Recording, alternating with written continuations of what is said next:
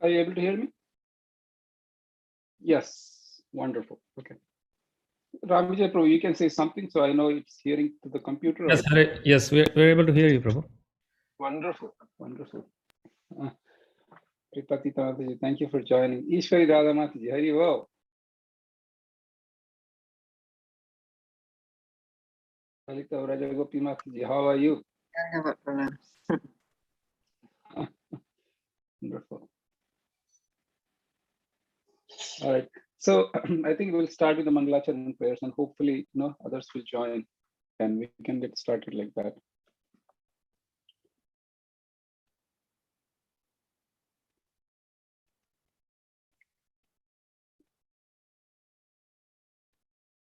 Om Ajnanatimirandasya Jnananjana Shalakaya Chakshurun Militam Yena Tasmai Shri Guruve Namaha.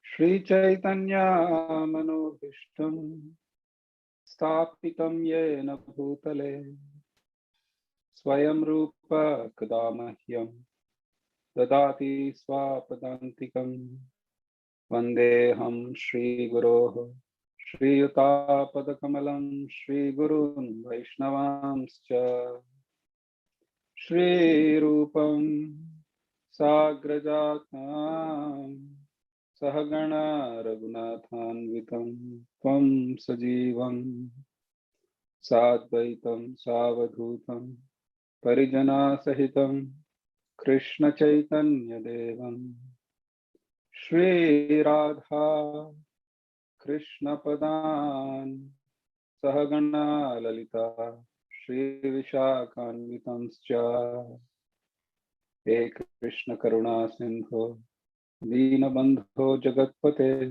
Gopesha Gopika Kanta Shri Radha Kanta Namostute Tapta Kanchana Gaurangi Radhe Vrindavaneshwari Vrishabhanu Sute Devi Pranamami Hari Priye Vancha Kalpataru Bhayascha Kripa Sindhubhya Evacha Patitanam Pavanebhyo Vaishnavebhyo Namo Namaha. Jai Shri Krishna Chaitanya Prabhu Nityananda Shri Advaita Gadadhara Srivasa Gaura Bhakta Vrinda. Hare Krishna Krishna Krishna Hare Hare Hare Rama Rama Rama Hare Hare. Hare Krishna Krishna Krishna Hare Hare Hare Rama Rama Rama Hare Hare.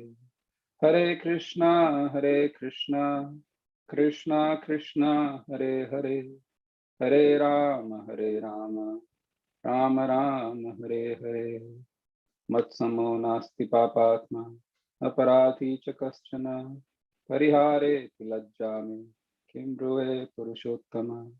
Uma uskalita padanam umireva avalambanam tvai jata paradhanam tvameva sharanam prabho.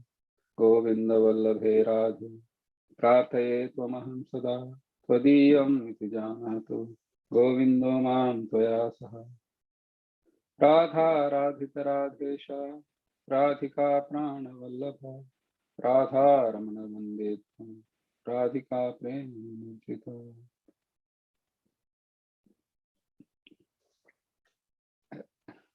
Hare Krishna. I'm so grateful for all of you that you were able to join today. Thank you so much. Priya Mataji, Kishore Prabhu, Jay Madhav Prabhu, Anushri, Migakshi Mataji, Pranay Prabhu, Tejas, Naveen, Ankita, Hare Krishna. Hare Krishna Srivasa Prabhu. Pranams.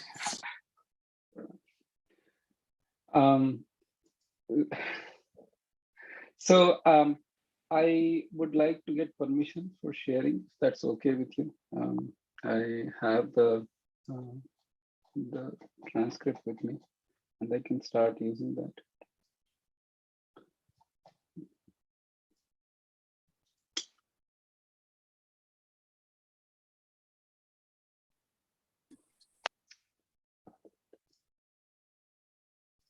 Are you able to see the screen? Yes, Prabhu. Is it devotional service or something else? No, you're flying on JetBlue. Okay. I don't want to fly on a JetBlue right now. I just want to fly on the wings of the Blue Boy.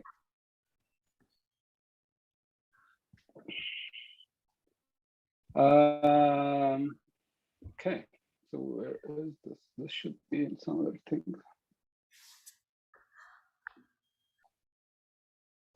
It is showing me only for one screen, not for another. Let me pull this. I think that's what is happening here. All right.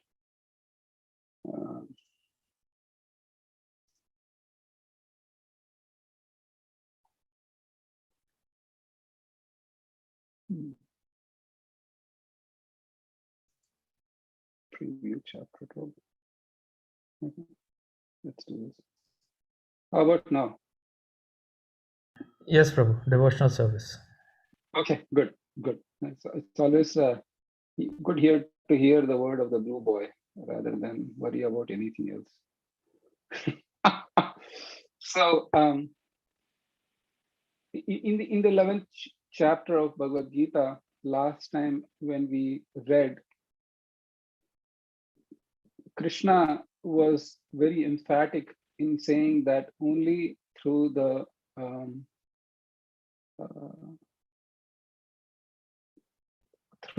mercy of or mercy of a pure devotee or mercy of the devotional service can he be known. And then he was very, very clear. And that particular verse was 11th chapter. And I believe it was 53rd or 54th. Only through devotional service can you know me. And the 12th chapter is actually an last exposition or the last talk of Krishna on what bhakti is. And it is aptly titled Bhakti Yoga or devotional service. Because devotion can take multiple forms, this particular chapter, Arjuna asks Krishna, which is better, the personal or the impersonal? Is it better? And then Krishna outlines about the flexibility of Bhakti Yoga compared to other forms of yoga. And from 13th through the 20th chapter, Krishna actually goes through the list or the qualities of his devotees that attract him or that endear him. So this is the brief outline of this particular chapter. And we can start doing going around. Anybody in the younger audience, young adults who want to read, if they can raise their hands. Then Anushri, you're there, right? Yes, Prabhu, I'm here. All right, so we can start with you. Arjuna Uvacha. Arjuna Uvacha. Evam Satata Yuktaye. Evam Satata Yuktaye. Bhaktastvam Paryupasate. Bhaktastvam Paryupasate. Ye Chapyaksharam Avyaktam. Ye Chapyaksharam Avyaktam. Tesham Ke Yoga Vittamaha. Tesham Ke Yoga Vittamaha. Arjuna inquired, which are considered to be more perfect? Those who are properly engaged in your devotional service, or those who worship the impersonal Brahman, the unmanifested? So, thank you. So after mentioning about the worship of Supreme Lord or Bhakti, Arjuna had this question, this age-old question as to which form of worship is better. Now, Krishna, because he revealed his universal form and he showed that he is pervading everywhere, should I worship that form of the Lord, or should I worship the form that is more personalized, that's more beautiful, as we see in the temple? In ISKCON, in ISV, we have Sri Radha Madan Mohan, so charmingly beautiful. And I'm sure are other places and other temples where the Lord is, beautifully dressed up and playing flute on his hand. So should I just worship on this, or should I worship actually the impersonal Brahman? And that is the question. And if you can see a little bit more, Srila Prabhupada actually writes in the purport a little bit about the overview. And if I may, if Anushri, if you can just read this paragraph, please. Yes, sure. Great. In the second chapter of the Bhagavad Gita, the Supreme Lord explained that a living entity is not the material body. He is a spiritual spark, and the absolute truth is the supreme spiritual whole. In the seventh chapter, he spoke of the living entity as being part and parcel of the supreme whole, and recommended that he transfer his attention fully to the whole. Then again, in the eighth chapter, it was said that anyone who thinks of Krishna at the time of quitting his body is at once transferred to the spiritual sky, to the abode of Krishna. And at the end of the sixth chapter, the Lord clearly said that of all of the yogis, one who always thinks of Krishna within himself is considered the most perfect. So in practically every chapter, the conclusion has been that one should be attached to the personal form of Krishna, for that is the highest spiritual realization. So it is mentioned everywhere, but nevertheless, the 11th chapter threw a curveball when Krishna showed his Virat Rupa and also showed his brilliance, because it is mentioned that had hundreds and thousands of suns had arisen at the same time, they probably wouldn't even come close to the glaring effulgence of the supreme absolute truth. So for those who could see with vision, the Lord revealed his Virat Rupa, and for those, he revealed his Brahman effulgence. And Arjuna is asking the question to further, and then later in the 11th chapter, after showing the Vishwarupa, and Arjuna asks Krishna, "Oh Krishna, this form is really terrifying. What's your mission?"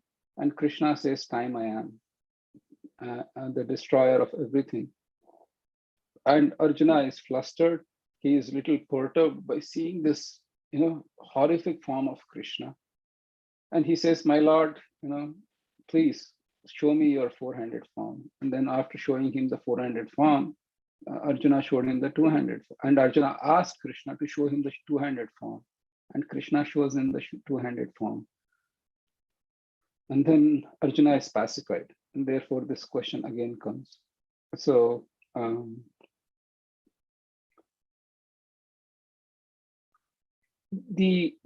another point Srila Prabhupada writes in the purport is the impersonal manifestation, either in this material world or in the spiritual world, is a problem for meditation.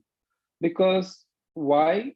We'll keep that point in mind, and then we will just go ahead with the Krishna's answers.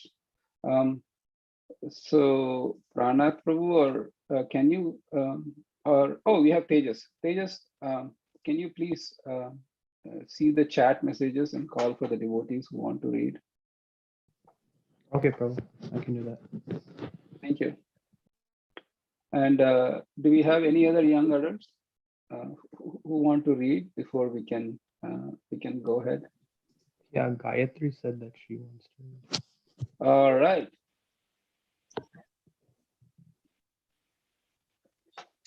Shri Bhagavan Uvacha. Shri Bhagavan Uvacha Maya Veshamano Ye Mam Maya Veshamano Ye Mam Nitya Yukta Upasate Nitya Yukta Upasate Shraddhaya Parayopetas Shraddhaya Paryopetas Tame Yukta Tamamatah Tame yukta tamamata.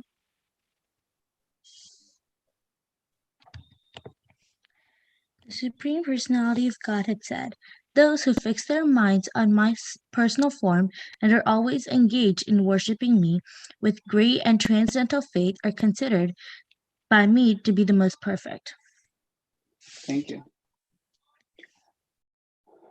And then, so Krishna's answer is clear, ambiguous, and there is not much of ambiguity or any scope of doubt in there. He just says that those who worship my personal form are the best. And why is that? Krishna actually gives a little bit of hint in this next two verses. Who's going to read? Tejas? There's no other young. Okay. All right. So you're the next youngest, so you can read. And then we can go on to the next. All right. Okay, Prabhu. Etvaksharama nirdeshyam Ye tvaksharam anirdeshyam avyaktam paryupasate avyaktam paryupasate sarvatragam achintyam cha sarvatragam achintyam cha kutastam achalam dhruvam kutastham achalam dhruvam sanniyam yendriyagramam saniyam yendriya gramam sarvatra samabuddhayah sarvatra samabuddhayah te prapnuvanti mameva te prapnuvanti mameva sarvabhuta hite rataah. sarvabhuta hite rataah. Translation. But those who fully worship the unmanifested, that which lies beyond the perception of the senses, the all-pervading, inconceivable, unchanging, fixed, and immovable, the impersonal conception of the absolute truth, by controlling the various senses and being equally disposed to everyone. Such persons, engaged in the welfare of all, at last achieve me. Thank you. So then Krishna is saying that for those who are engaged in worshipping the impersonal, they will at last reach me. So what's the problem? Yeah, I mean, I'm reaching anyways. You worship personal, impersonal, doesn't matter. You are ultimately reaching Krishna. So what is the problem with this mentality? Somebody who is strongly in the favor of impersonalism might ask, and in fact, he or she might show the exact verse of Bhagavad Gita to say that my path is as good as your path. The problem is that Srila Prabhupada writes, he also quotes Krishna, Bahunam Janmanam Ante Jnanavan Mam Prapadyate Vasudeva Sarvamiti Samahatma Sudurlabha. First of all, he says that those who are on the path of jnana, they will take many, many births. And that many, many births actually involves in trying to control the senses, in trying to be equipoised, in trying to do welfare activities for all. And after such many, many long times, then you come to the fact that Vasudeva Sarvamiti. And then Krishna is saying, Samahatma Su Durlabha, which means that that particular person is very rare. So when Krishna is so clear and emphatic about worshipping the personal form, why do we take the path that is little more hard and troublesome, unless you just want to you really want to waste time in this material world, and in the age of Kali Yuga, even that is pretty risky. So the safe path that the acharyas have given us is to worship Krishna through the path of devotion or a personal meditation or personal worship. If one approaches the Godhead, here I'm quoting from the purport here. If one approaches the Godhead by the method mentioned in this verse, he has to control the senses, render service to everyone, and engage in the welfare of all beings. So the other point, subtle point that this verse makes is ultimately you have to go to Krishna. You cannot simply say, I am on the path of impersonal liberation, and if I achieve perfection on that path, I'm all set, I'm good, But Krishna is saying, no, ultimately they still have to come to me, but it's a much, much longer process. That's why Srila Prabhupada is actually making a very subtle point here. It is inferred that one has to approach Lord Krishna, otherwise there is no perfect realization. And often there is much penance involved before one fully surrenders onto him. So no wonder the path of dry renunciation can actually be very, very troublesome. And the other point, and a very subtle point, is Srila Prabhupada mentions in the Nectar of Devotion, for those who have not done Nectar of Devotion, which we will be doing in the next semester, that if you perform excessive vairagya to the point that it's hardcore vairagya, then there is the possibility of the heart becoming really hard. And because of which the loving attraction for Krishna might not actually fructify in the heart, because it's become hard and barren, and there is not softness to reciprocate that love with Krishna. There is another aspect of it. So it's pretty clear. And then who's next? Yes. Next is Ishwari Radha Mataji and then Palika Mataji. Wonderful. All right, Ishwari Radha Mataji. Kleshodikatarasteşam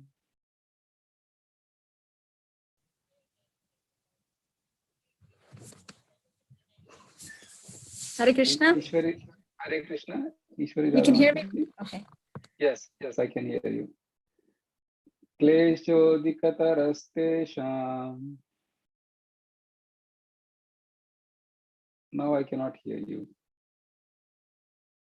Ishwari Radha.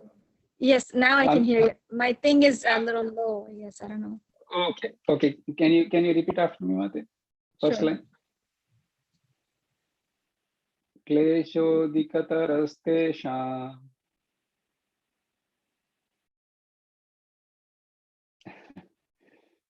Somehow we cannot hear you now.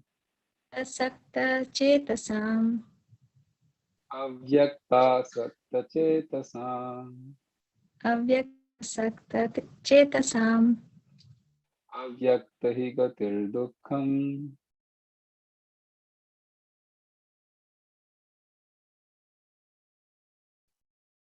Dehavadvyar avapyate. Okay, Mataji. Avyak. Okay, sorry. So you're cutting off in between, so we couldn't hear you repeat the last two lines. But go for the translation, Mataji. No problem, if you can.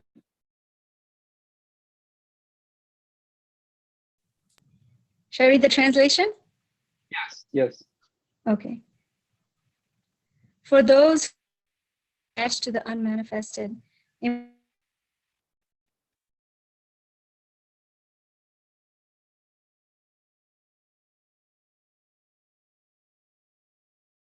We cannot hear you, Mataji.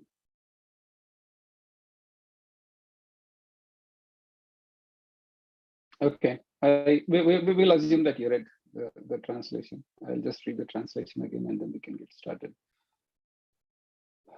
For those whose minds are attached to the unmanifested, impersonal feature of the Supreme, advancement is very troublesome. To make progress in that discipline is always difficult for those who are embodied. This is the point that Krishna makes, that it is easier to identify. If you have, assuming that you are boarding a plane or a train or a bus, or you are going to a gathering where you don't know who are all invited, or for a plane you really don't know who are going to come and travel with you on the journey that you're taking. And then if you try to reach out, you'll try to reach out from the people that you think are more closely aligned with you in one way or other. It can be either just, hey, that person is reading Harry Potter book and I'm a big fan of Harry Potter, and something like that. But then, so to make similar connection is easier because you can identify.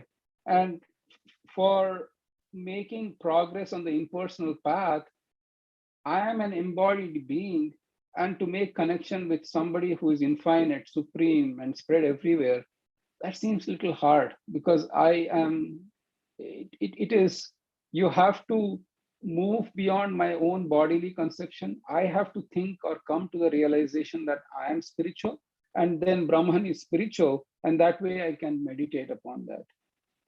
So there is this particular difficulty. And then as Srila Prabhupada writes here in the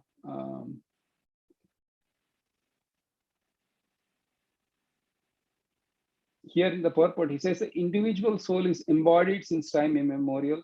It is very difficult for him to simply theoretically understand that he is not body. So the impersonal liberation process is really troublesome.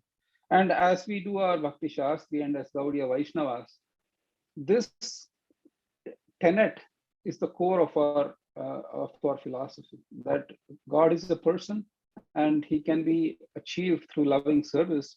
And how do you know that? Because God himself is prescribing in Bhagavad Gita that that is the way to achieve me. And that's the reason we are following.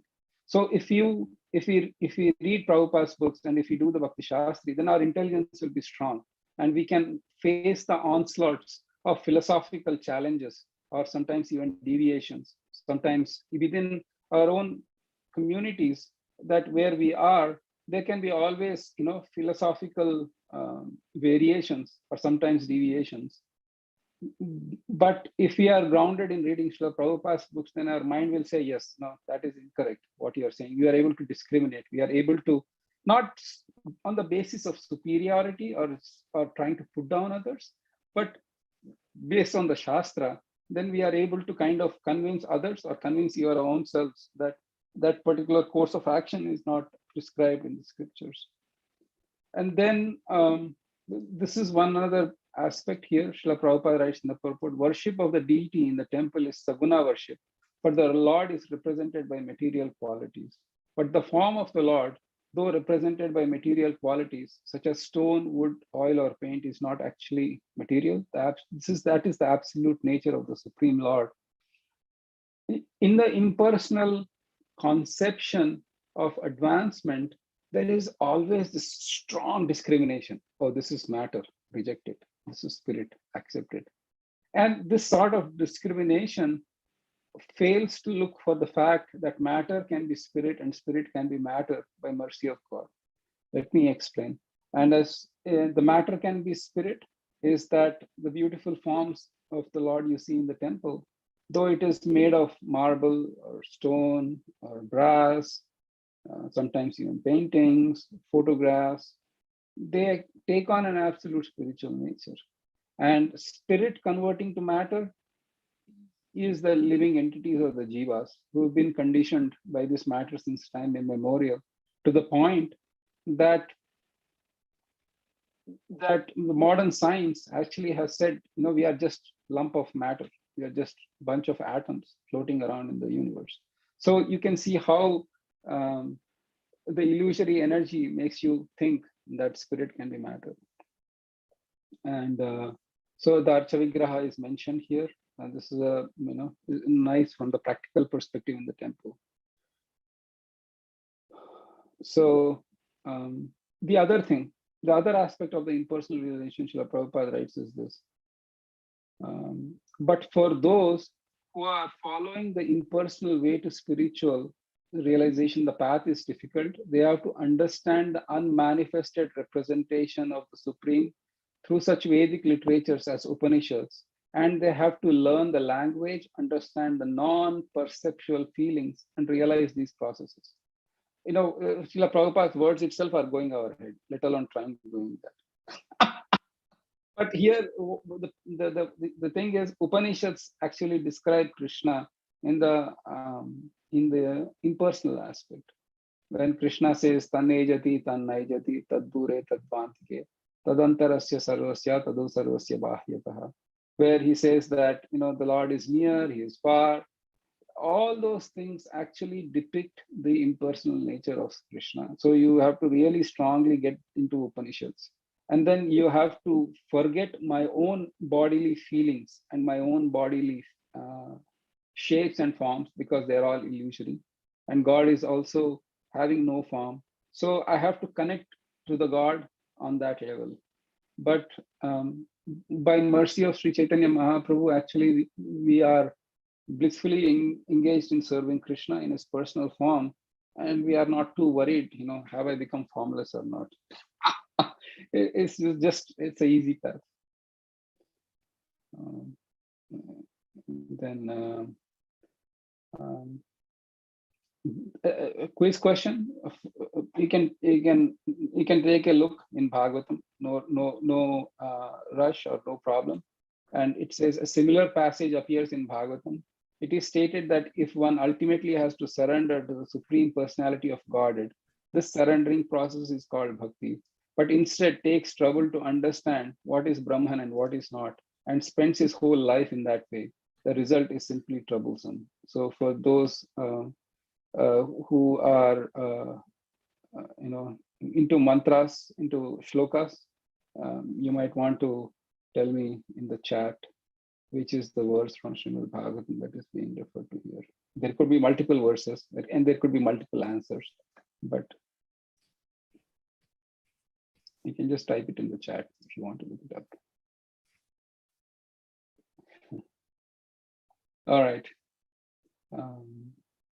Then last problem with impersonal realization. Srila Prabhupada wants us here.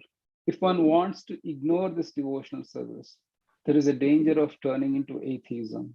Thus, the process of centering attention on the unmanifested, the inconceivable, which is beyond the approach of senses, as already expressed in this verse, should never be encouraged at any time, especially in this age. So you can see how Srila Prabhupada is so strong on this particular point, that how does it, you might say, oh my God, what are you talking about? Atheism? How can it? So atheism can come from the fact that the Mayavadis actually, in one sense, are atheists because they don't believe in the existence of the personal form of the Supreme Lord. And they think that particular God is them and we are the same. So there is always this chance of, getting this. All right. I just want to welcome all the devotees who joined.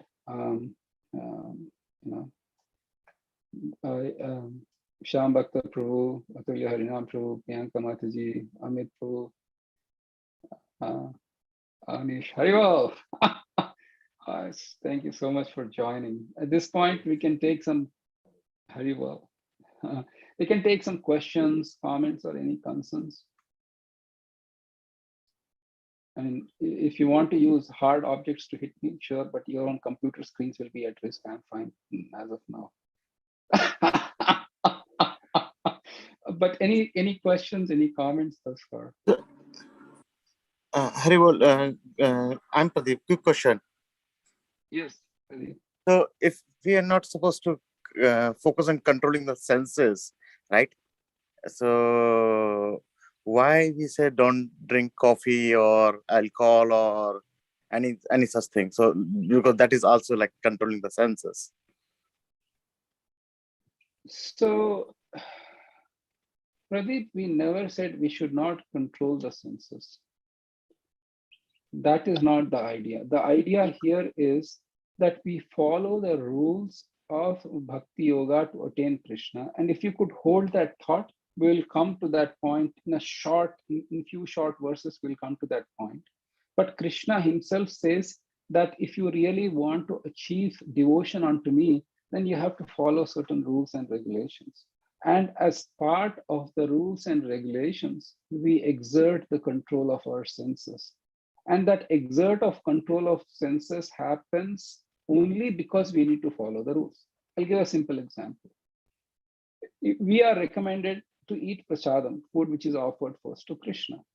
Now, if you are getting some nice foodstuffs at home, for example, you are making some very nice pizza for Krishna. It's like a delicious pizza you're cooking. And then you actually, not you, but in general, the cook is a big fan of cheese. As soon as the person sees the cheese or smells the cheese or comes anywhere near the cheese or touches the cheese, his mouth starts watering, and then he needs to eat that cheese. But since this cheese is being grated for pizza to be offered to Krishna, then we restrain our senses from eating before Krishna can be offered. So that is part of control. So but in the Mayavadi or in the impersonal thing, the sense control is an act in of itself, not for the sake of Krishna, not for the sake, you have to somehow or other subjugate, you just have to deprive yourself of all sorts of enjoyment and material enjoyment because this is matter, and then you will be perfect.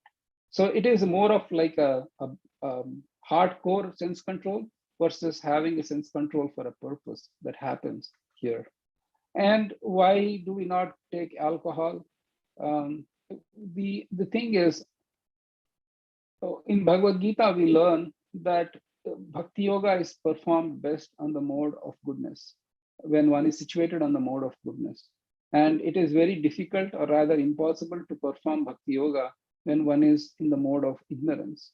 And alcohol is a symbol of mode of ignorance. And if you consume that, then it is very difficult to perform devotional service to Krishna. So that's the reason we don't. Again, Krishna becomes the center, and what we do or what we don't do is to achieve him. Is that helpful, or does that clarify, Pradeep? Yeah, so what I understood is we are not controlling the senses, but we are following the rule, right? Correct. So, okay, I will wait for another couple of verses. You said that it will be more clear, but I'm not able to distinguish between the controlling the senses and following the rules. So, sure, we'll come to that place and then we'll discuss more. Yeah, yes. So that's okay. Can I ask one question, Prabhuji? Yes. Yeah. Yes. Prabhuji, here, while describing the process of impersonalities, there is one process Prabhupada is mentioning. The purport is understand the non-perceptual feelings. So, Right. what does that exactly mean, Prabhuji? Means. So the idea of impersonalism lies exclusively in separating matter from your life. You are a Brahman and a theoretical platform, and then anything material, anything matter, including the form of the Lord, which is a matter or which is made of Maya, it has to be pushed out. And the whole idea there is the mind cannot, the perceptions of that come from the world is based on material or material matter. So that you have to push it out and you have to rise above the perceptions of material world or the feelings of the material world. And that is why it is called non-perceptual, which means that these ordinary emotions are just play of mind. Just ignore them. And in the process, people can become somewhat hard-hearted because they think they're going on a higher path. I'll give a simple story or an example. Two impersonalists, they were actually walking, and they were sannyasis. They were very, very strict sannyasis. They were walking on the road, and there was the younger sannyasi, little fresh, and there was a more mature and little older sannyasi. And they were walking by, And they saw that there was this woman that she was in the river to take bath or to collect water, but she was drowning and she was desperately pleading for her life. The elder sannyasi jumped into the river and saved her by kind of carrying her on the back. And then, she jumped on, she entered into the water, he jumped onto the back of that sannyasi and he swam, and then he saved her life. And then they both started walking. And the young sannyasi was giving this older sannyasi a disapproving look, a look that was not very favorable. He said, "You are a sannyasi. You're not supposed to go anywhere near a woman. How come you went inside and touched this woman and saved her? Is it not against the rules of dharma or sannyas?" And the older sannyasi said, and this was sometime, few hours later, and the older sannyasi said that I carried her, I saved her from the danger, and I carried her. I was in physical contact for a few minutes, but after a few hours, you are carrying her in your head. I completely forgot about it. So the idea here is all these intricate, matter versus spirit actually takes a bigger thing. From a purely sannyas perspective, that woman is just a matter. She can, whatever happens. You see, those things have to be like, it's hard to kind of get segregated like that. And for Mayava sannyasis, that's essential. They give up their family. They don't worry about what is the ramification of their family giving up. There is a baby crying. And that baby is sincere. I know my classes are terrible. But this baby is just being so very honest.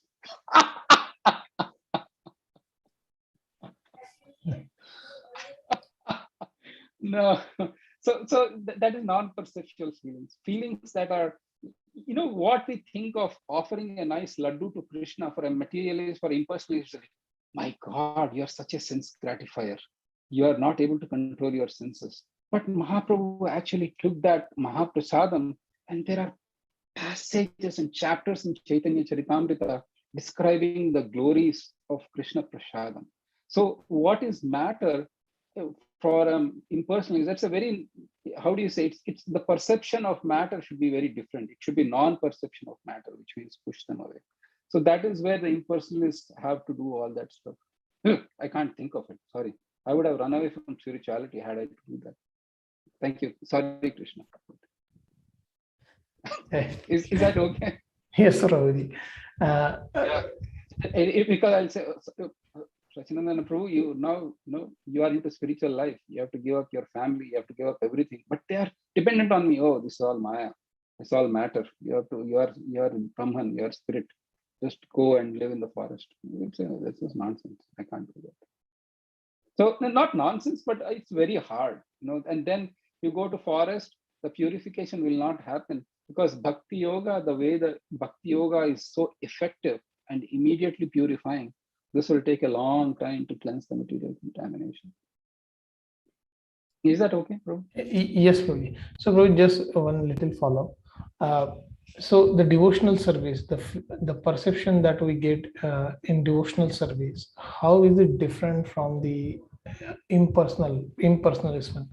The context was asking behind that, because in devotional service also whatever perception we are getting that are not material, right? Means we are in contact with Lord. So just wanted to have a distinction between this.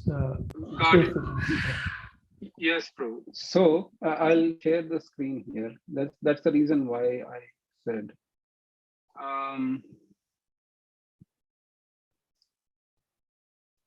Here Krishna says about, and Ramvijay Prabhu, you have to keep me real to see which share I'm screening. which screen I'm sharing. All right. Able to see? Yes, Prabhu. 9-2. Thank you. Perfect.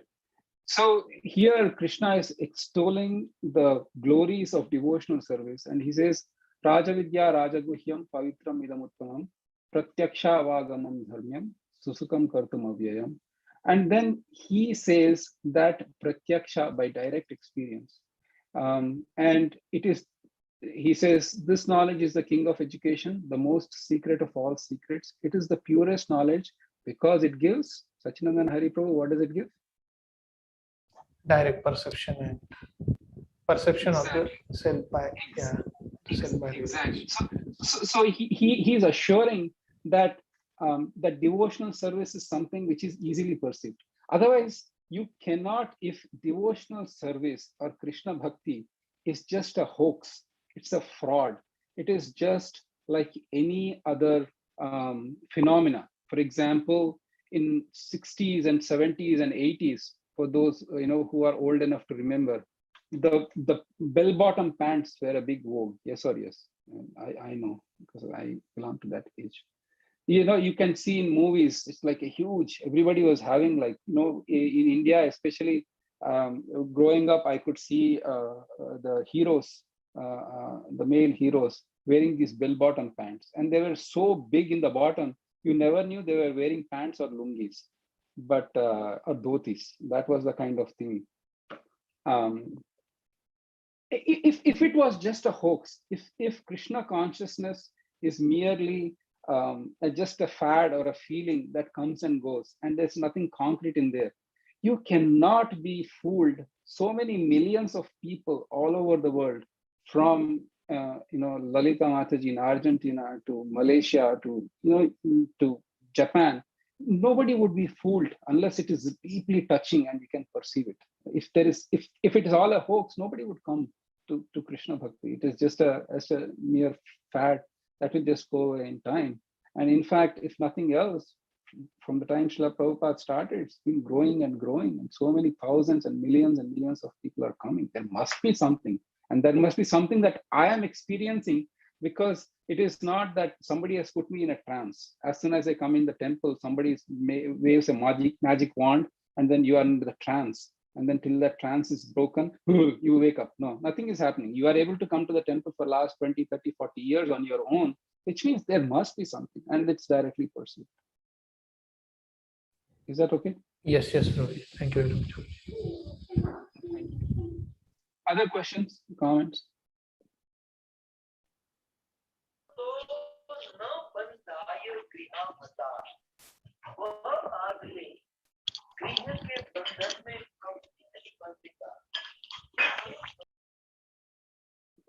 All right, let's move on then. Hare Krishna, Prabhuji. Sorry, bro. Harival, Namasmaran, Prabhu. Dandavat Pranam, Prabhuji. Prabhuji, I had a quick doubt that I wanted to clear up.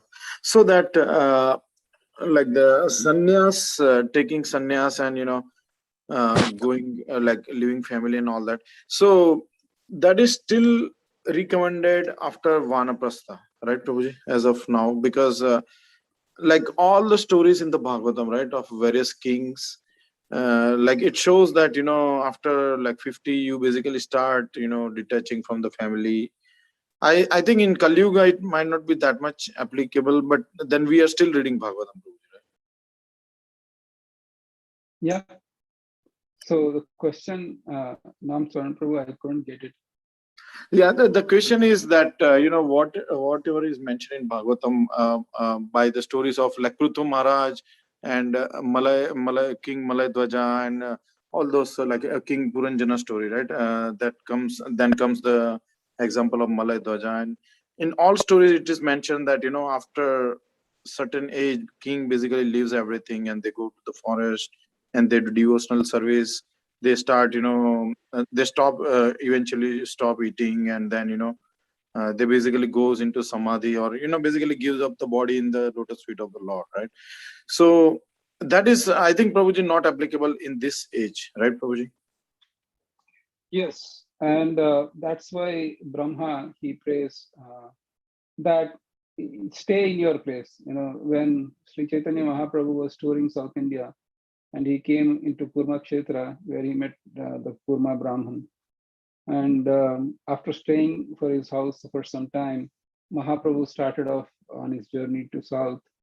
And Kurma Brahmana said, please take me with you.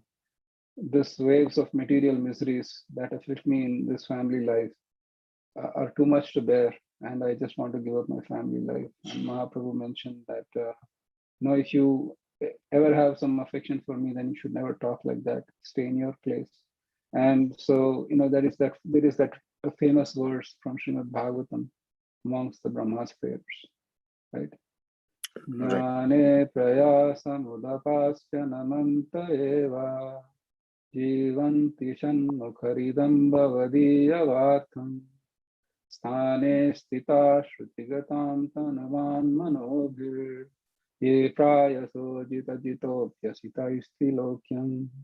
So in that, Bhagavatam says, if you can take sannyas. So on that note, what about sannyasis within ISKCON?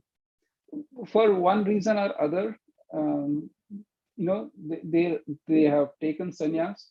And if it comes to the stage where my family life is getting, I just want to, not my family life. We shouldn't be thinking like that. Where I want to give 24/7 of my life to Krishna, and I cannot live without it. And that's where my heart is.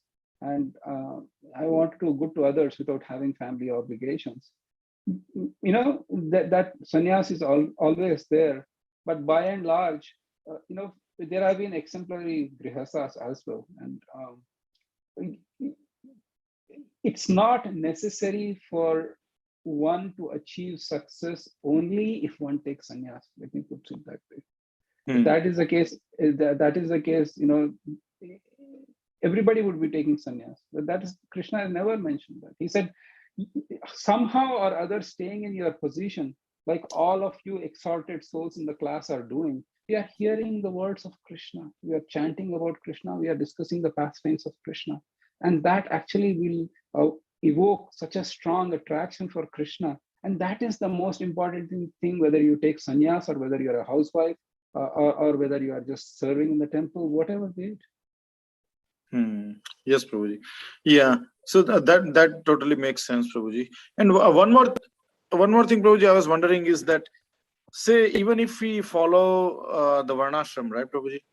And suppose, say, as of now, like in this age, we turn 60, then there is not much house related duties left, right? Because we are almost, so even at that point, it is not recommended to take sannyas, because then what is the benefit of still staying grihastha even after you reach, say, 55, 60, something like that?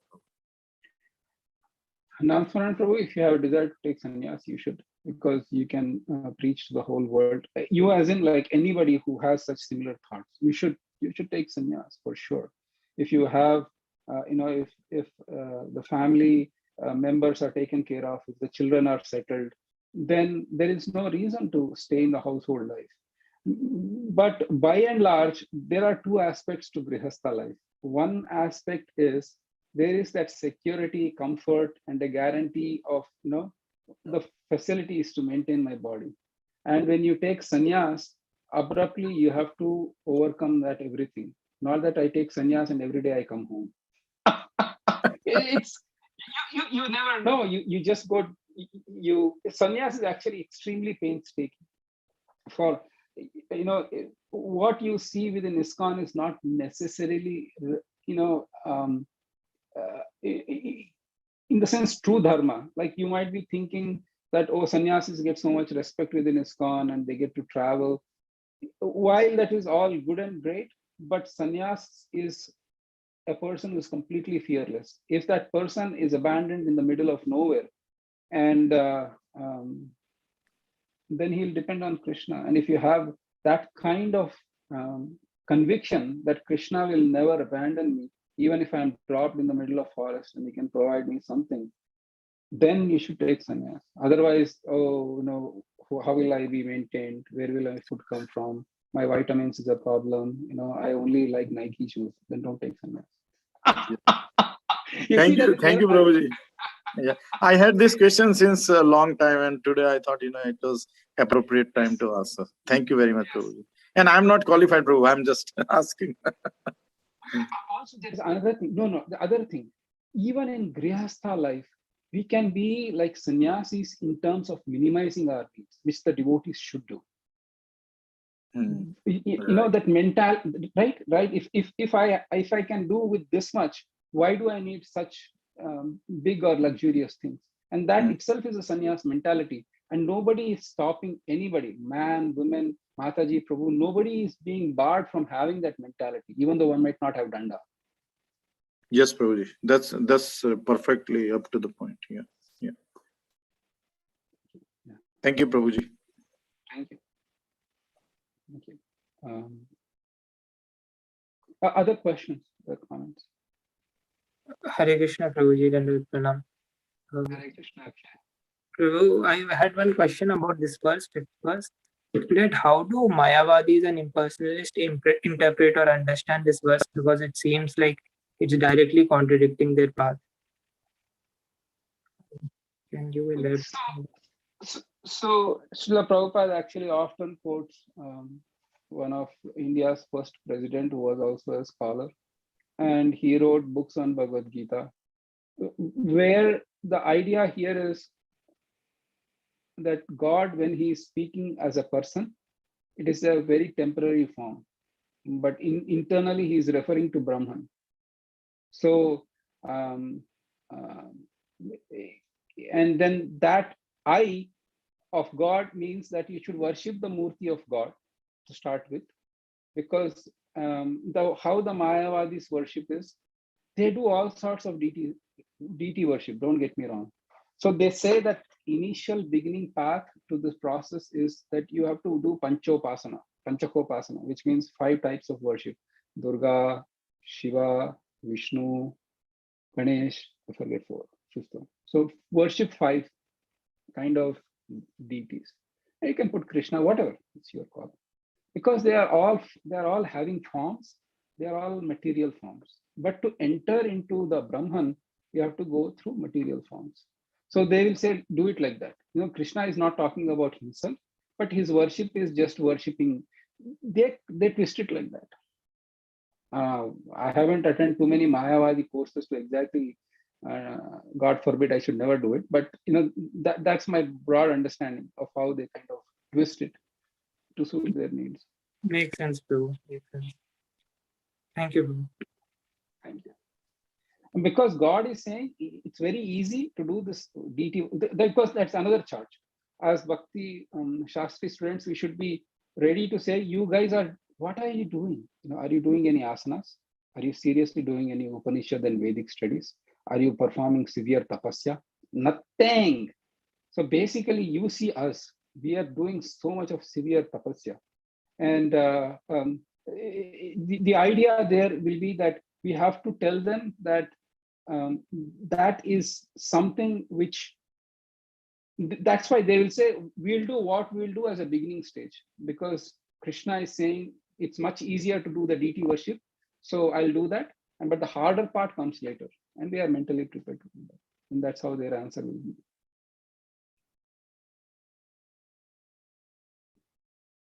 Okay. And where is the precedent? Exactly, this was what was spoken by Prakashananda Saraswati Chaitanya Mahaprabhu, that you are a sannyasi taken in the Shankara renounced order.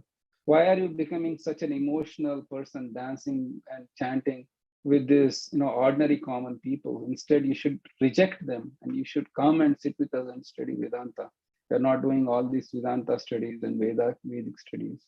But instead you are taking to this, very emotional bhavuka kind of thing. That's what is the charge that Prakashananda Saraswati put forth against Chaitanya Mahaprabhu. Is that helpful, actually? Yes, bro. Yes, Prabhuji. Thank you. Thank you. Other questions? All right, let's continue a little bit more. We have exactly 1 more hour, and then we can. All right, you're able to see the 12th chapter? Or seeing something else? Yes, Prabhu. I'm really scared now. We are able to see. All right, you're able to see. That's good. That's good news right there. Then give me a minute. I'll just stop the screen and then I'm looking. Okay, it's better.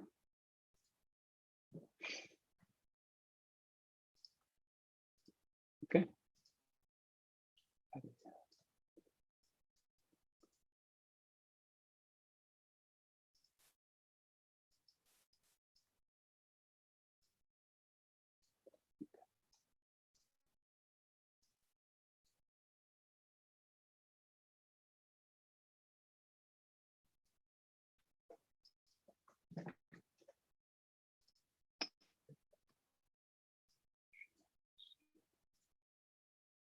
My good Lord. So the problem here is what's happening is that when I try to share the screen, it's expanding the window and then it is gallery. Okay, let me make it speaker. Now it should be better, hopefully. Prabhu, do you want me to share the screen, Prabhu? No, I think I got it. This is just expanding. This is doing gallery again. No, Matthew, give me 1 minute. I'll fix this. Gallery. I have to remove the gallery. Otherwise, it's just covering the screen. Yeah, you can share the screen, Matthew, but I have to send you the document. Okay, that's good. Yes, the other way to do is, no, Prabhu, like you can also use one screen for the sharing, one for viewing the audience. If you have two, that also will work. Yeah. Now it should work. Thank you, Matthew. Yes, Prabhu. All right, who's next, Tejas? It's Palika Mataji, followed by Pavani Bhakti Mataji, and then Shama Bhakta Prabhu. Excellent. All right, Palika Mataji. Ye tu sarvani karmani. Ye tu sarvani karmani. Mai sanyasya matparaha. Mai sanyasya matparaha. Ananyenaiva yogena. Ananyenaiva yogena. Mam dhyayanta upasate. Mam dhyayanta upasate. Teshamaham samudharta. Teshamaham samudharta. Mrityu samsara sagarat. Mrityu samsara sagarat. Bhavami nachirat partha. Bhavami na chirat partha. Maya veshata chetasa. Maya veshita chetasam. Thank you. But those who worship me, giving up all their activities unto me, and being devoted to me without deviation, engaged in devotional service, and always meditating upon me, having fixed their minds upon me, O son of Pritha, for them I am the swift deliverer from the ocean of birth and death. Thank you, Prabhuji. Thank you. Here, Krishna is pretty clear. You know, if you go on the path of impersonal liberation, then it'll take a long time. But here, Krishna says, "Na chiran," I very, very swiftly I deliver them from the cycle of birth and death. But those who worship me, giving up all their activities onto me and being devoted to me without deviation. So this Ananya Bhakti or unalloyed devotional service is not a newfangled concept that was developed in ISKCON recently. It is the Supreme Absolute Truth has mentioned multiple times in Bhagavad Gita. And Sri Chaitanya Mahaprabhu actually came to highlight it. You know, it was Ananya Bhakti was there, but impersonal looks great. So, but this is kind of being expanded on that point. So, in the purport, Srila Prabhupada writes, one should work only for Krishna. It does not matter in what kind of work one engages, but that work should be done only for Krishna. This is the standard of devotional service. So at ISV, you know, we have many devotees who help and who, you know, coordinate various services. While ISV is known for book distribution, but Srila Prabhupada writes here that anybody who does anything in the temple, they are all pleasing Krishna. if you are making garlands, if you are organizing festivals like Hansapriya does, if you are sweeping the floors, if you are doing parking service, Amit Prabhu does that. If you are doing anything, somebody is taking care of kids, somebody is sweeping the floor, somebody is taking a blower and drying, anything and everything that one does for Krishna is counted by Krishna as devotional service.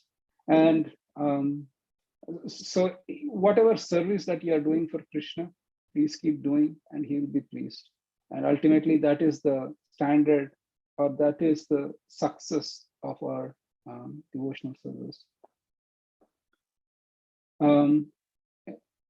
The devotee does not desire any achievement other than pleasing the Supreme Personality of Godhead.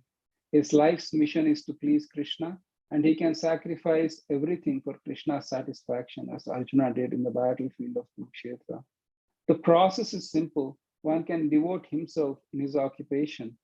I'll read that again. The process is simple. One can devote himself in his occupation and engage at the same time in chanting Hare Krishna, Krishna Krishna, Hare Hare, Hare Rama, Rama Rama, Hare Hare. Such transcendental chanting attracts the devotee to the personality of Godhead. Many, all these purports are really beautiful here. So we can see how, what we are doing for Krishna, that is something that is pleasing to Krishna. And then for that purpose, the Lord says, he says, I'll swiftly deliver that particular person from cycle of birth and death. So this is the beauty of devotional service. And this is a beautiful purport. The Prabhupada says how we just keep doing our service, and Krishna will, when time comes, he'll come on Garuda and just pick us up and leave. That's about it. And that's what we will do. So till this point, Krishna described the impersonal versus personal worship. But in the next 8 verses, in the next 4 verses, 8 through 12, these are pretty important verses. And these are actually verses that give us hope. These are verses that give us the munificent nature of Krishna, very charitable and magnanimous nature of Krishna. And also, these are verses. Let's kindly attentively hear to these verses, and then we can discuss more. Pavani Bhakti Mataji, you said? Yes, Hare Krishna Prabhu. Please accept my Please accept mine. Mayeva manadhashtva Mayi buddhim niveshaya Nivashishyasi mayeva Atha urdvam na samshayaha. Just fix your mind upon me, the Supreme Personality of Godhead, and engage all your intelligence in me. Thus you will live in me always, without a doubt. So who has completely fixed their mind on Krishna in the audience? If you can raise your hand. And I can't see everybody, so. Okay. Or who has not 100% fixed their, very nice. Or who has not 100% fixed their mind on Krishna, 100% all the time? Who, please raise their hand. Yes. Krishna is saying completely you, yes. Here, thank you. Thank you for being so honest. Thank you for being so honest. This is a very high standard of devotion. And it is mentioned that very, very advanced devotees can come to this platform and just fix your mind upon me, because when you say fix your mind upon me, Krishna is describing the samadhi state. The mind is fixed, never deviated from any other thing other than Krishna. 24/7, the mind is just focused on Krishna. There is no deviation. There is no disturbance. There is no agitation in the mind in terms of material things. Agitation of mind can happen for spirituality. That's a different thing. But the mind is fixed on Krishna. The gopis of Vrindavan are the example here. Their mind was completely absorbed in thoughts of Krishna. Anything they were doing and everything they were doing, they were just completely absorbed in thoughts of Krishna. There was no deviation. There was no change. Even when Krishna left Vrindavan, their minds went after him in thoughts of his remembrance. In fact, Krishna was residing in their minds much stronger than when he left Vrindavan, because the flame of separation or the fire of separation was really keeping their minds focused on Krishna. And then Krishna says that, thus you will live in me always without a doubt. So this is the, and then the other thing is that there is a relationship with Krishna, and here Srila Prabhupada actually writes, lives in a direct relationship with the Supreme Lord. And so this is a high stage. But if you cannot do this, then what? If we are not on that platform, then what? Who's next? Shyam Bhakta Prabhu? Right? Hare Krishna Prabhu. Hare Krishna. All right. Ata chitta samadhatum. Ata chittam samadhatum. Na shaknoshi mai sthiram. Na shaknoshi mai sthiram. Abhyasa yogena tato. Abhyasa yogena tato. Mam ichchaptum dhananjaya. Mam ichchaptum dhananjaya. My dear Arjuna, O winner of wealth, if you cannot fix your mind upon me without deviation, then follow the regulative principles of Bhakti Yoga. In this way, develop a desire to attain me. Thank you, Shambhakatu and Mataji. So here in these two verses, Krishna is talking of what we have studied in Nectar of Devotion, or what we will be studying for those who didn't do, is that there is Vaidhi Bhakti, where we follow the rules and regulations, and where there is Raganuga Bhakti, where mind automatically gets attracted to Krishna. So Krishna is saying, in the platform of the Ragatmika or Raganuga Bhakti, then at least follow the principles or the rules and regulations of the devotional practices.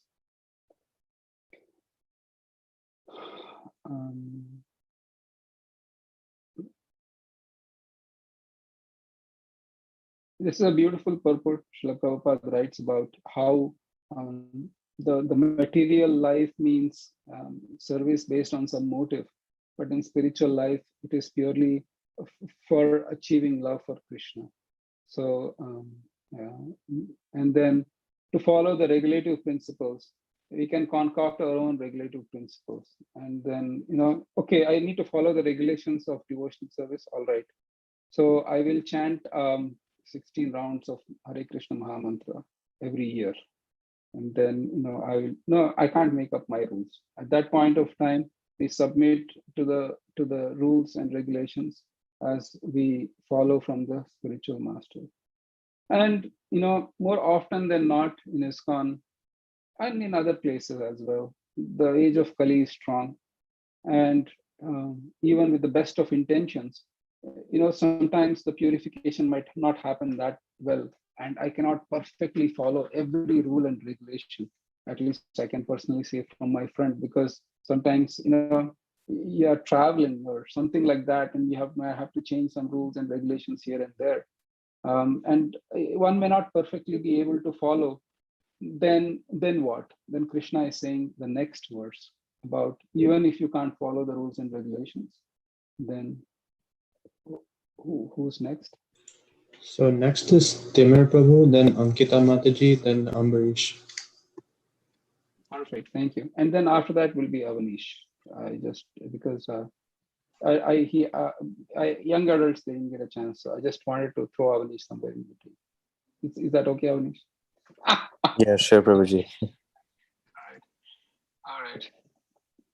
Abhyasepya samarthosi Abhyasepi asamarthosi matkarma paramo bhava matkarma paramo bhava madartam api karmani madartham api karmani kurvan siddhim avapsyasi.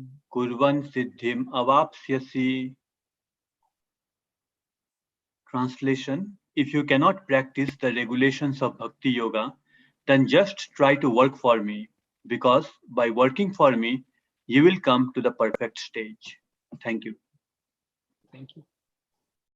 So here Srila Prabhupada is saying that, if you cannot follow, because in our temple congregation, or in matter of fact, any other temple congregation, there are always various kinds of devotees.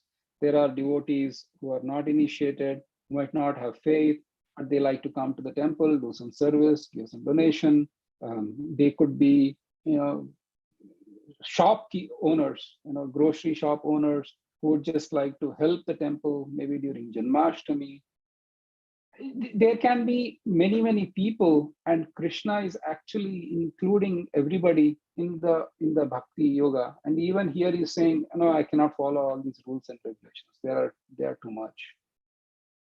Then at least then work for him. Krishna is saying, work for me, do something for me.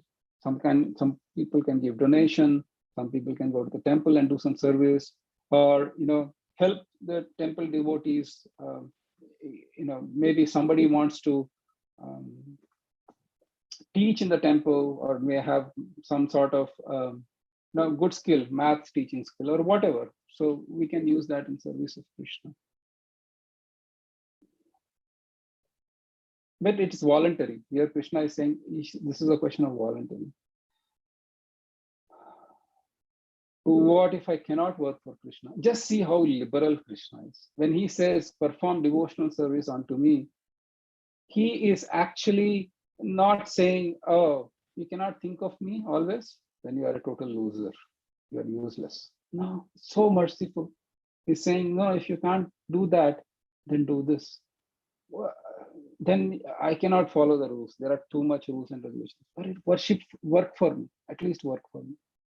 Oh my God, you're asking me to work for you. I can't do that. Oh well.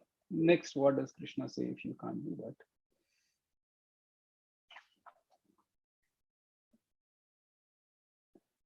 that? Ready? Yes. Yeah. Okay. Ataitad apyashaktosi. Ataitad apyashaktoshi. Kartum madyogamashritah. Kartum madhyogam ashritaha. Sarvakarma phalatyagam. Sarvakarma phalatyagam. Tatah kuru yatatmavan. Tata kuru yatatmavan. Translation. If, however, you are unable to work in this consciousness of me, then try to act giving up all results of your work and try to be self-situated. Thank you, Prabhu. Thank you, Ankita Mataji. So here Krishna is saying, if you cannot at least work for me, then give up the results of your work. Then you'll be at least peaceful. I don't know who Krishna is. Why should I work for him? I don't care. Okay, I can't. Maybe I can't work for Krishna. He's a very unfamiliar personality. I don't feel like it. Then Krishna is saying, if you can't do that, then at least give up the results of your work. When you go work, then don't give in too much into the results. I want to do this. I want to enjoy that. At least give it up. And you see how beautiful and how kind is the Lord. And this is personality. You might be thinking, oh my God, Krishna is bargaining. No, he is. If you go to the car dealership to buy a car, this car, well, it's $100,000. The salesman will say, $100,000. That is too much. Oh well, okay, here, $90,000. That's too much. Okay, $80,000. That's too much. Krishna is not. He has no need to give that flexibility. He has no need to give that sort of concession in devotional service. He's so mercifully saying, at least you can't do this for me. And that not that Krishna is saying, I need something from you. Oh, if you can't do this, I need this from you. No, he doesn't need anything from us. In fact, Krishna, Brahma Samhita is mentioned, Lakshmi Sahasra Shata Sambrama Sevyamana. Hundreds and thousands and millions of Lakshmi Devis are ready to serve him. And since time immemorial, I have been away from Krishna, but Krishna's opulence, Krishna's power, Krishna's capacity to be the absolute truth has not diminished. And yet here Krishna is saying, if you can't do this, then do this for me. If you can't do this, then do this for me. It's like a mother, saying that eat the healthiest possible food, the spinach, and the child, it's too much. I can't take it. Okay, then do this, then do this, then do this.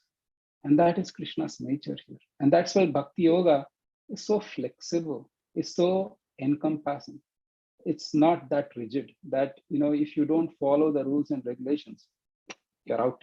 Don't even waste your time. No, that is Bhakti Yoga. And that's the reason why in this age of Kali Yuga, it's much safer, easier to perform, and the results are there. And that's the reason, because one of the main charges or one of the main things against ISKCON is you guys are always talking of Bhakti, Bhakti, Bhakti, nothing else. What is there in Bhakti? And how do you, and then given the so many varieties of people doing so many types of bhaktis, you will say this is all mishmash. There is no clear clarity here. No, there is a clarity. There is some beauty. It is just Krishna is giving that flexibility. For one who is sweeping the temple for Krishna, for the person who is giving lecture to thousands of people, from Krishna's perspective, it is just work to him. And person who is giving lecture to thousands of people shouldn't think that I am somebody special. And the person who is sweeping the floors of the temple shouldn't think that, my service is useless. In Krishna's eyes, both are equal. That is the beauty of Bhakti Yoga, and that's what is mentioned here. And then here he's saying that because sometimes the devotees might go a little ballistic. Oh, they opened a hospital, and they are treating all sorts of people, and they are, doing this. Here it is Srila Prabhupada actually writes this. It is also found that when one who is not even interested in the activities of Krishna consciousness gives charity to some hospital or some other institution, he gives up the hard-earned results of his activity. That is also recommended here, because by the practice of giving up the fruits of one's activities, one is sure to purify his mind gradually. So in whatever capacity, and Srila Prabhupada was expert at this, whatever people could give him. There was a drunk who came to give him a toilet roll, for crying out loud. He just came, he stumbled into the store where Srila Prabhupada was giving the class in his drunken state. He went straight to the bathroom. He put that small toilet roll paper in the bathroom and came out and walked. And if I remember right, he was never to be seen again. And Srila Prabhupada said, that's service. And so an expert personality like Srila Prabhupada is able to extract service from others without kind of judging. So, and you can see here how, as a preachers, even as a parents or as a leaders in our own community, we encourage everybody to do based on where they are to serve Krishna. And preaching lies in the fact that one is expert in knowing where the other person is and encourage them from that point onwards, not deride someone that they can't reach that stage because they have not they are not the highest. Fair enough. All right. So I'll go through the verses quickly. This is 20 verses. Who's next? 12. Next is Ambarish, and then you said Avanish. Thank you. Shreyo hi jnanam abhyasad. Shreyo hi gnanam abhyasaj. Jnanadhyanam vishishyate. Gnanadhyanam vishishyate. Dhyanat karma phalatyaga. Dhyanat karma phalatyagas. Tyaga chantir anantaram. Tyaga chantir anantaram. If you cannot take this to practice, then engage yourself in the cultivation of knowledge. Better than knowledge, however, is meditation, and better than meditation is renunciation of the fruits of action. For by such renunciation, one can attain peace of mind. Thank you, Prabhu. Thank you. This is all clear, right? So we can go to the next verse. Any questions on this? No. Pretty clear.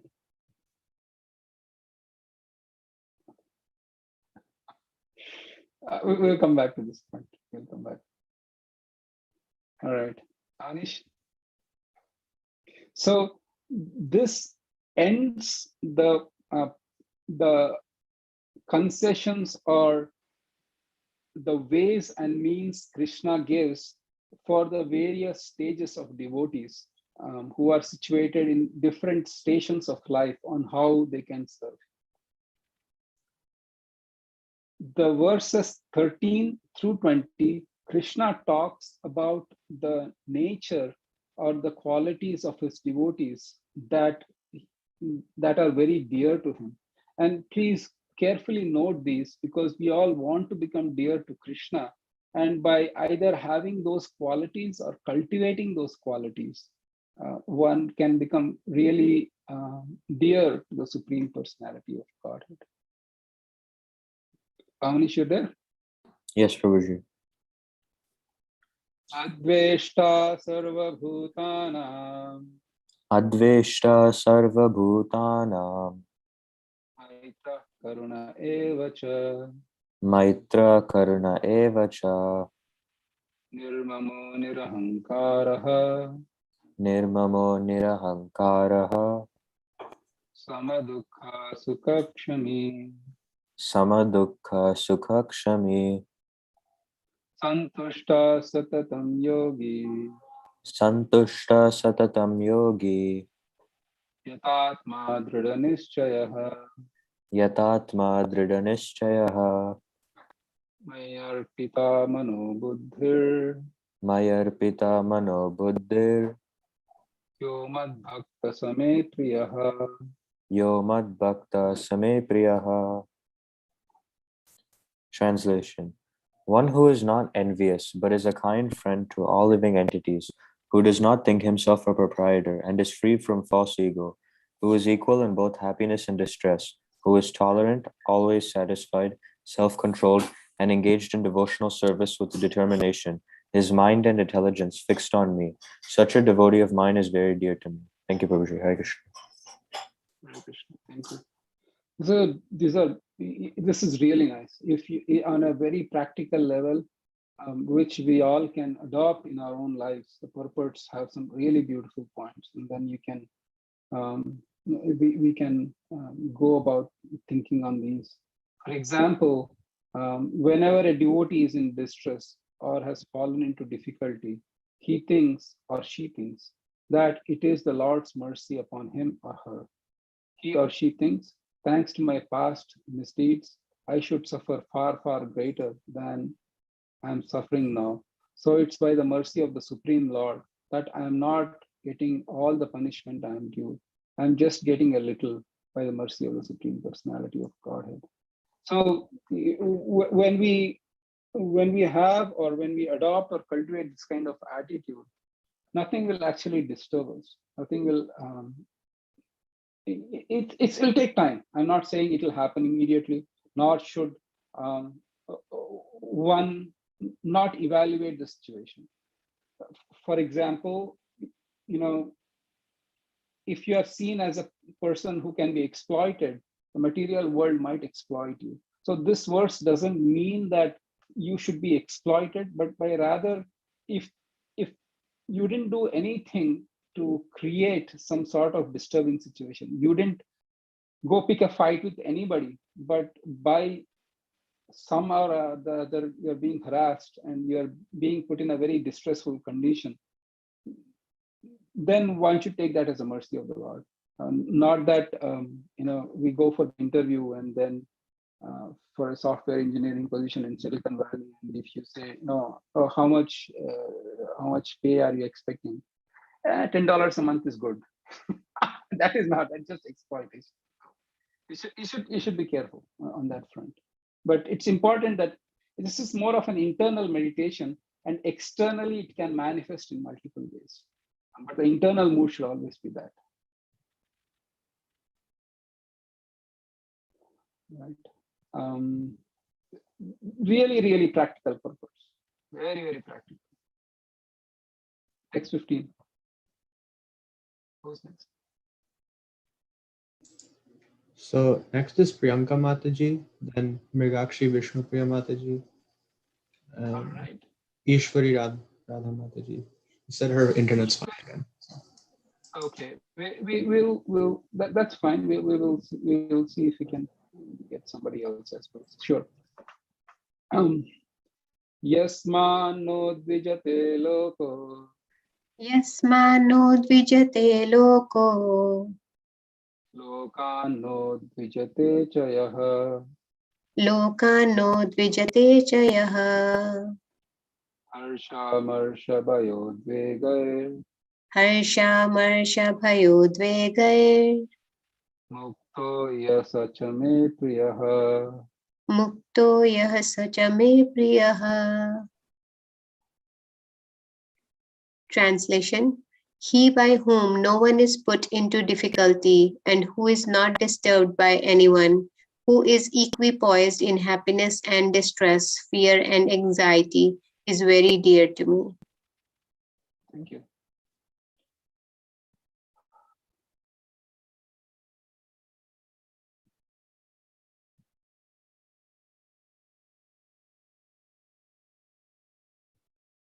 Text 16. Anapeksha suchirdaksha. Anapeksha suchirdaksha. Udasino gatavyatah. Udasino gatavyatha. Sarvarambha parityagi. Sarvarambha parityagi. Yo madbhakta same priyah. Yo madbhakta samapriyaha. My devotees, who is not dependent on the ordinary course of activities, who is pure, expert, without care, free from all pains, and not starving for some result, is very dear to me. Thank you. Thank you.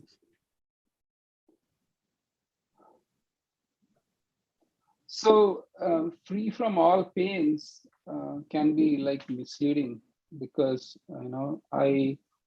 if I step accidentally on a thorn, it does pain me, and I'm a devotee of Krishna. Technically, I'm supposed to be free of all the pains here. So, Srila Prabhupada writes in the purport that he is never pained because he is free from all designations. He knows that his body is a designation. So if there are some bodily pains, he is free. So at this point, I think there is the physical pain that is involuntarily, and that happens as long as I'm embodied, and then one has to take care of it. You are cooking in the kitchen and accidentally, there is a burn that can cause, there is a pain that we need to take care of it. But this pain is more in terms of identifying myself with the body and the bodily pains that come about with it. It's tremendous how much if you identify yourself with the body, the pains that you have to take, it's just inconceivable, but it happens. And also the word carefree doesn't mean that a person is particularly callous or rather socially unaware or something to that effect. It's more of a devotee never takes the part of a particular party, therefore he is carefree, which means that all these palace intrigues that happen and all the machinations, the machinations that go on to gain some position and throw in the throwing your lot with this party and then trying to get with this into this person and that person. The devotee really does not do that. So he's carefree. He really doesn't matter, in the office who's where and keeping track of what and trying to get some. Those are all like, very distracting from devotional service to Krishna.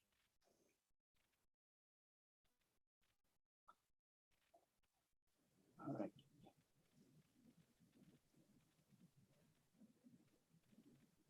Rohini, you didn't get a chance to read. You want to? Hare Krishna Prabhu. Yes, I can. Yo na hrishyati na dveshti. Yo na hrishyati na dveshti. Na shochati na kankshati. Na shochati na kankshati. Shubha shubha parityagi. Shubha shubha parityagi. Bhaktiman yasame priyaha. Bhaktiman yasame priyaha.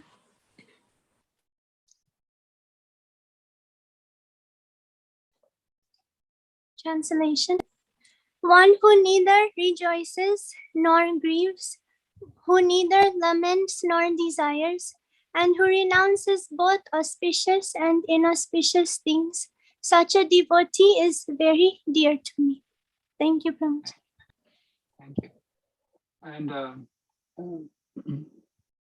let's do one more. Carly, you want to go? You want to give it a shot? Okay, Prabhu, I will read. Thank you. Okay, thank you. Samaha shatrau cha mitre cha. Samaha shatrau cha mitre cha. Tata mana pamanayoho. Tata mana pamanayoho. Sitoshna sukha dukkheshu. Sitoshna sukha dukkheshu. Samasanga vivarjitaha. Samasanga vivarjitaha. Tulya nindastu tirmauni. Tulya nindastu tirmauni. Santushto yena kenachit. Santushto yena kenachit. Aniketa sthiramatir. Anikenta sthiramatir. Bhaktiman me priyo naraha. Bhaktiman me priyo naraha. Translation. One who is equal to friends and enemies, who is equipoised in honor and dishonor, heat and cold, happiness and distress, fame and infamy, who is always free from contaminating association, always silent and satisfied with anything, who doesn't care for any residence, who is fixed in knowledge, and who is engaged in devotional service, such a person is very dear to me. Hare Krishna. Thank you. Hare Krishna. Hare Krishna. So these are some of the things. I mean, one point is that we are all grihasthas, and then who doesn't care for any residence can mean that we have the permission to do camping and don't worry about house. While sannyasis, definitely sannyasis are dear to Krishna and they don't have any fixed residence, and this meaning can be applied to them. But Srila Prabhupada writes that here he writes, neither does he care for any residential facility. He may sometimes live under a tree and sometimes live in a very palatial building, but he's attracted to neither. So, whatever house we get by Krishna's arrangement, we are happy. It's not like my devotional service to Krishna can happen only if I have a big house. Otherwise, sorry, I can't do it. That's the kind of thing that we are going at. All right, to round off this chapter, Ishwari Radha Mataji, are you there? Hare Krishna Prabhu. Yes, I'm here. Thank you. Okay. Now you're able to hear you. Yes. Ye tu dharmamritam idam. Ye tu dharmamritam idam. Yatoktam paryupasate Yathoktam paryupashyate Shraddhadana matparama Shraddhadhana matparama Bhaktaste tiva me priyaha. Bhaktaste tive me priyaha. Translation. Those who follow this imperishable path of devotional service and who completely engage themselves with faith, making me the supreme goal, are very, very dear to me. Hare Krishna. Thank you. Thank you. Hari Mohan Mataji, you're there?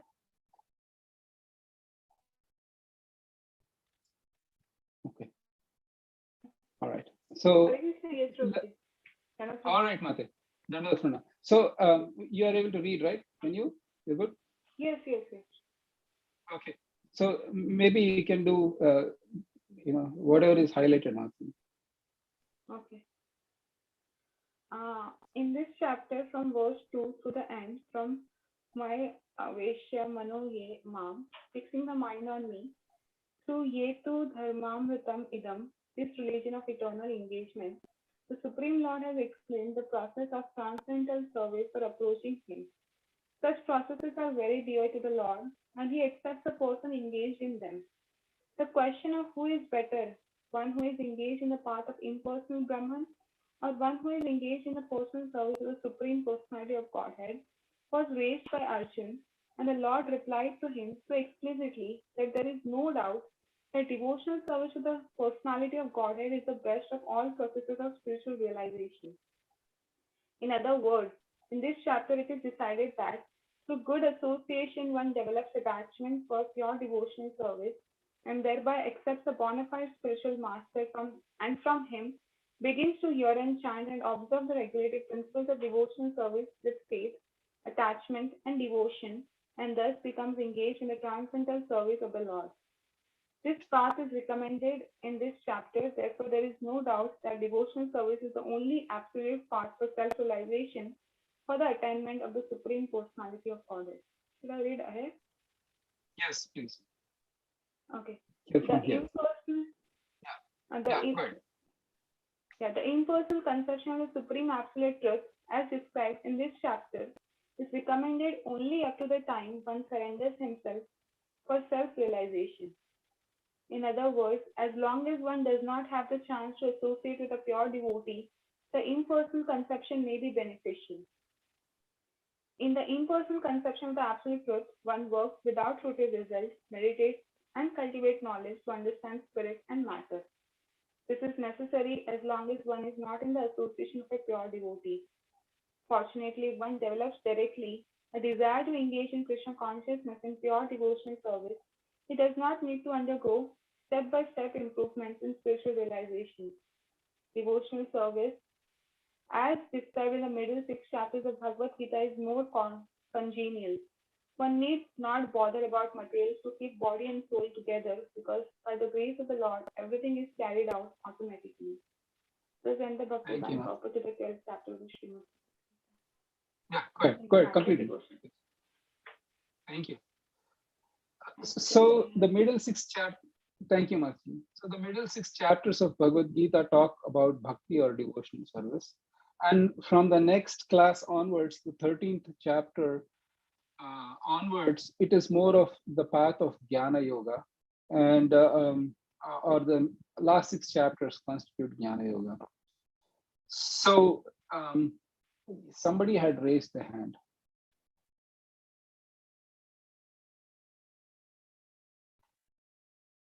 All right. Any questions, doubts,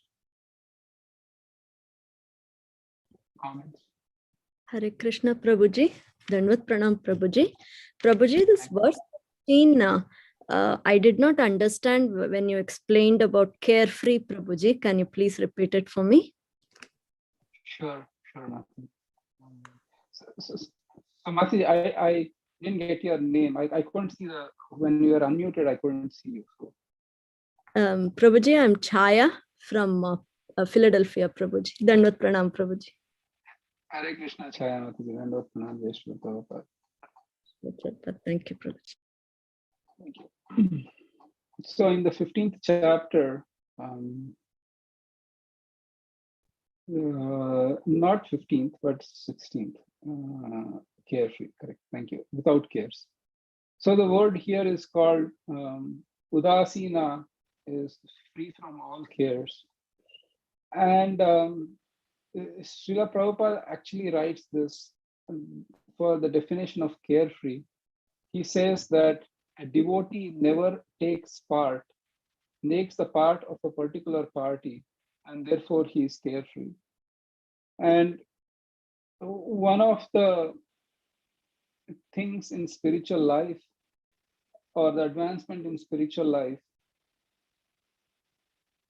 it can be severely impeded by the party mentality. And if there is, groups and factions within any community, and one tries to take one side with the hopes that, one side is better, or I belong to this side, or whatever, and then, actively works against, or, is not convinced of the other side. This sort of mentality of, playing the party is going to cause a lot of worry, because you're always, oh, I have taken this side, maybe that side is strong, and so on and so forth. That is one aspect. And the second aspect is for those who are advanced and mature, when you are trying to do a conflict resolution, one should be very careful to say that one is not biased towards one party in one way or other. So, and then the devotee is able to be very carefree, in the sense is not weighed down, or she's not weighed down by, what will happen if I go with one or other. So that is what it means by carefree. But do you have more questions, comments, or concerns? No, Prabhuji, thank you so much. Thank you so much. Thank you. Hare Krishna, Prabhuji. One last one. Yes, yes, Mate, go ahead. I would like to ask one question. The devotee described from verse 13 up until the end, is that an Uttama Adhikari?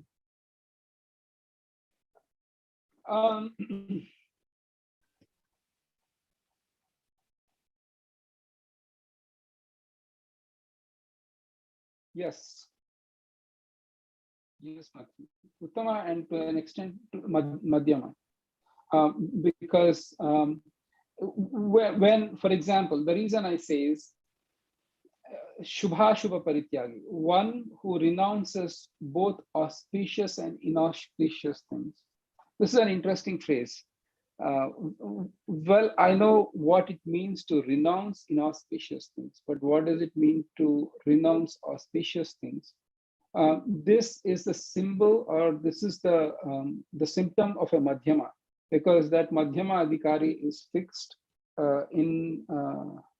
has complete faith in Krishna, by saying that, if I serve Krishna, that's it. I don't have to worry about anything else. So mainly Uttama, but few of them Madhyama. Excellent question. And one more thing. One that is, this is the ideal, that is Madhyama or Uttama. One who is maybe lower than the Madhyami has to strive for this kind of standard. That is what Krishna is saying, is telling us, that one should strive to achieve these kind of qualities. That's correct. Or in other words, one, if performs devotional service, these qualities might automatically come about. And we have the statement in Srimad Bhagavatam, the 5th canto, 18th chapter and 12th verse, where it's the very famous Yasyasti Bhakti Bhagavata Kinchana. That verse says that by performing devotional service to Krishna, one might automatically develop these qualities.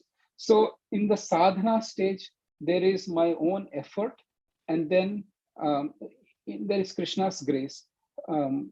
We do both. So when I do devotional service, automatically that devotional service gives that changes upon me, or in other words, I strive to get those qualities by actively doing. So, for example, if I lose some money, then though I have those feelings, I will not lament. So that is my effort. But then, as I advance, that loss will not affect me. Then devotional service is actually giving me that strength. So it goes both the ways. I hope I am clear. Yes, very clear, very enlightening. Thank you very much, Hare Krishna. Hare Krishna. Thank you.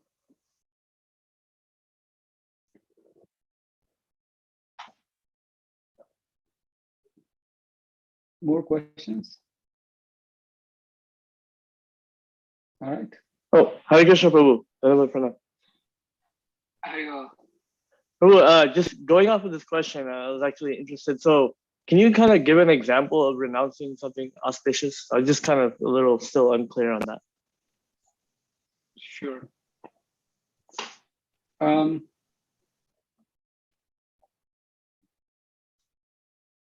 There are many, Vedic injunctions that lead us to some material fruits, and the devotee is not really concerned about it. For example, even one of the questions that might come about, and that's been discussed by our acharyas, is the Shraddha ceremony. And by performing the Shraddha ceremony, the results are very auspicious. And actually, Harivamsha Purana has like a whole chapter on the glories of Shraddha ceremony.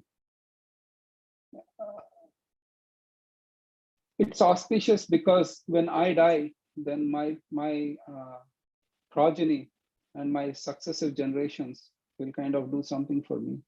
So the devotee might not give too much of importance to that kind of auspicious activity. Should then we completely abandon Shraddha ceremony? If you are that advanced that, I have taken complete shelter of Krishna. Devarshi bhutatta nrinam pitrinam nayam na kinkaro na rini charajan sarvatma naya sharanam charanyam gato mukundam parihritya partam. If you are on that stage where I have taken complete shelter of Krishna, and for that person there is no debt to any forefathers, demigods, and yes, you should not do it. And that is the aspiration. As Lalita Mataji said, this is the auspicious, or this is the Uttama Adhikari who says that these so-called auspicious activities will be renounced.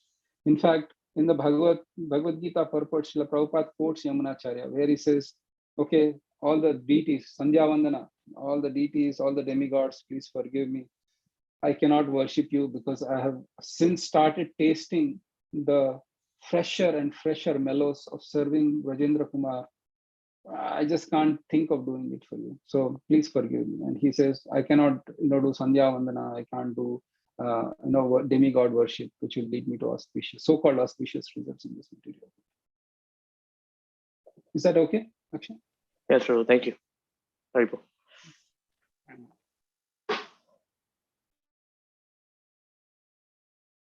All right. This was, thank you for going so easy on me. All right. So we will meet in 2 weeks' time. There could be a possibility about we not having a class in 2 weeks' time because of some unexpected things. So we will either have the class next week or the week after, so that we may have the classes or the chapters 13 and 14 back to back. So there is that possibility, and we will keep you updated on WhatsApp group. I hope that's okay. Please forgive me if there is any inconvenience on that account. But otherwise, I'm so grateful to each and every one of you for kind of joining and participating in Bhakti Sastri.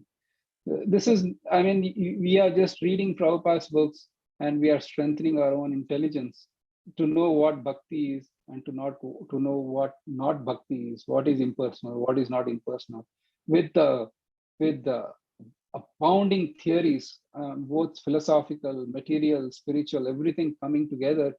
This the Bhagavad Gita actually sharpens our intelligence to cut through what is factual and what is not. And so you're all on that journey of strengthening your intelligence. So I'm deeply grateful to all of you. Thank you so very much.